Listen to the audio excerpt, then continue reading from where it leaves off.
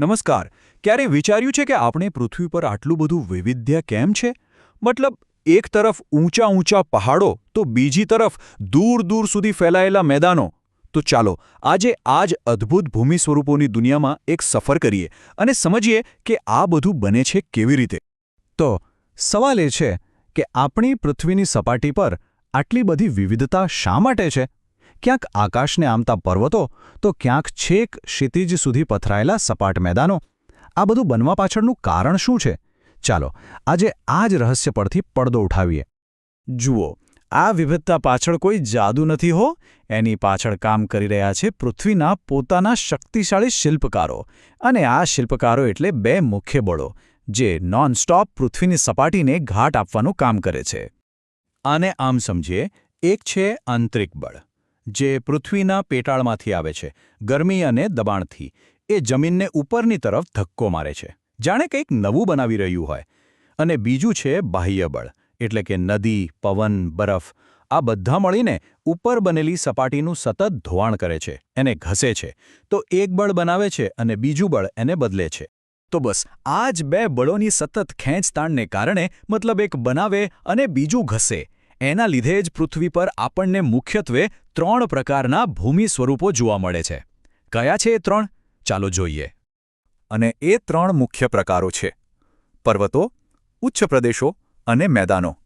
ચાલો હવે એક પછી એક આ ત્રણેયને જરા નજીકથી ઓળખીએ. તો સૌથી પહેલાં વાત કરીએ પર્વતોની. હવે પર્વત એટલે શું?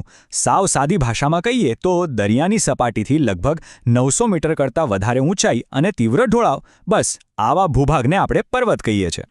પર્વતોમાં પણ અલગ અલગ પ્રકાર હોય છે. એમાં પહેલો છે ગેડ પર્વત. આને સમજવું બહુ સહેલું છે. કલ્પના કરો કે એક કાગળને બંને બાજુથી દબાવો તો શું થાય? એમાં કરચલીઓ પડી જાય, બરાબર? બસ એવું જ કંઈક પૃથ્વીની સપાટી સાથે થાય છે. જ્યારે જમીન પર બંને બાજુથી જોરદાર દબાણ આવે ત્યારે એમાં આવી જ ગેડ એટલે કે કરચલીઓ પડી જાય છે. અને આ દબાણને લીધે જે ભાગ ઉપર ઉપસી આવે એ બની જાય છે પર્વતનો શિખર, અને જે ભાગ નીચે દબાઈ જાય એ બની જાય છે ખીણ. અને ખબર છે, દુનિયાની જે સૌથી મોટી અને ઊંચી પર્વતમાળાઓ છે ને, જેમ કે આપણા હિમાલય કે પછી યુરોપના આલ્પ્સ, એ બધી આ જ રીતે બની છે. ચાલો હવે બીજા પ્રકાર પર જઈએ, ખંડ પર્વત. આ બનવાની રીત પેલી કરચલીઓવાળા પર્વતથી સાવ અલગ છે. અહીંયા જમીન દબાતી નથી પણ તૂટે છે. જમીનની અંદરના બળોને કારણે ધરતીનો એક મોટો ટુકડો એટલે કે એક બ્લોક કાં તો ઉપર ઊંચકાઈ જાય છે અથવા તો નીચે ધસી જાય છે. આ રીતે જે બ્લોક ઉપર રહી જાય છે તેને હોર્સ્ટ કહેવામાં આવે છે. આપણા ભારતમાં નીલગિરી અને સાતપુડાના પર્વતો આના શ્રેષ્ઠ ઉદાહરણો છે. અને આવો જ એક પ્રખ્યાત હોર્સ પર્વત જર્મનીમાં પણ છે. અને હવે આવે છે પર્વતોનો સૌથી ધમાકેદાર પ્રકાર, જ્વાળામુખી પર્વત. આ તો નામ પરથી જ સમજાઈ જાય એવું છે. જ્યારે કોઈ જ્વાળામુખી ફાટે છે ત્યારે પૃથ્વીના પેટાળમાંથી ગરમ ગરમ લાવા, રાખ, પથ્થરો બધું જ બહાર ધસી આવે છે. પછી આ બધો લાવા અને રાખ એક જગ્યાએ જમા થતા જાય છે, ઠરતા જાય છે અને ધીમે ધીમે એક શંકુ આકારનો પહાડ બની જાય છે. ઇટાલીનો વિસુવિયસ અને જાપાનનો ફુજિયામા આના સૌથી ફેમસ ઉદાહરણો છે. અને હા, ક્યાંય દૂર જવાની જરૂર નથી. આપણા ગુજરાતમાં પાવાગઢ અને ગિરનાર પણ આ જ રીતે બનેલા પર્વતો છે. ઓકે, હવે પર્વતોનો છેલ્લો પ્રકાર, અવશિષ્ટ પર્વત. આ પર્વતો બનતા નથી પણ બચી જાય છે. મતલબ આ કોઈ નવી રચના નથી, પણ કરોડો વર્ષો જૂના પર્વતોના ઘસારા પછી જે કંઈ બચ્યું હોય એના અવશેષો છે. થાય છે એવું કે લાખો વર્ષો સુધી પવન અને પાણી આ બધા નરમ ખડકોને તોડી નાખે છે, ઘસી નાખે છે. પણ જે મજબૂત કઠણ ખડકો હોય છે એ ટકી રહે છે. બસ આ જે બચેલો ભાગ છે એ જ છે અવશિષ્ટ પર્વત. અને આનું સૌથી મોટું ઉદાહરણ છે ભારતની અરવલ્લી પર્વતમાળા. એ દુનિયાની સૌથી જૂની પર્વતમાળાઓમાંની એક છે અને જાણે સમયના ઘસારાની જીવતી જાગતી સાક્ષી છે. ચાલો તો પર્વતોની વાત તો થઈ ગઈ. હવે આગળ વધીએ ઉચ્ચ પ્રદેશો તરફ. ઉચ્ચ પ્રદેશ એટલે શું?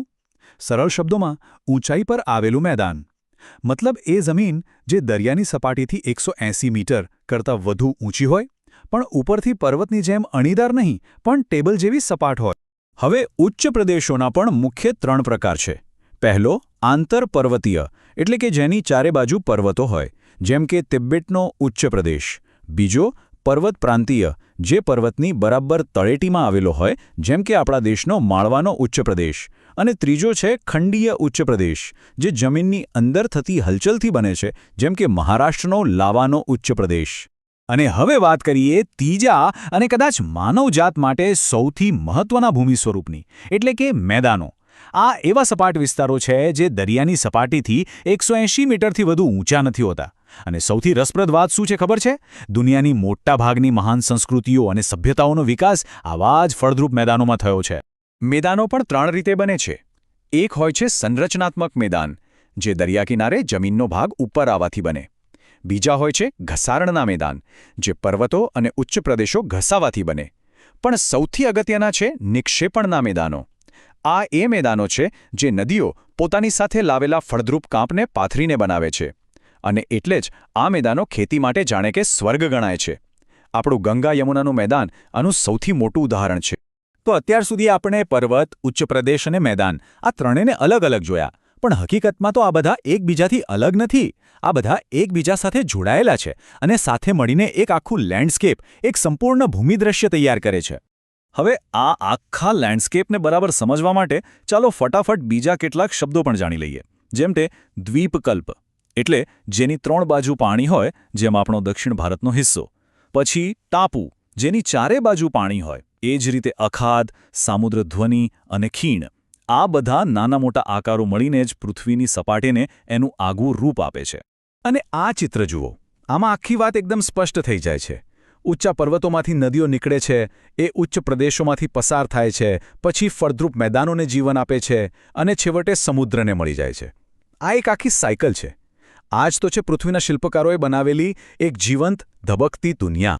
તો આપણે એ તો સમજ્યું કે પૃથ્વીની સપાટી કેવી રીતે બને છે અને બદલાય છે. પણ અંતે એક સવાલ: આ પર્વતો, મેદાનો, ઉચ્ચ પ્રદેશો, શું એ માત્ર ભૂગોળના નકશા પર દોરેલી લાઈનો છે? કે પછી એ આપણા ખોરાક, આપણા રહેઠાણ, આપણી સંસ્કૃતિ અને આપણા આખા જીવનને ઘાટ આપે છે?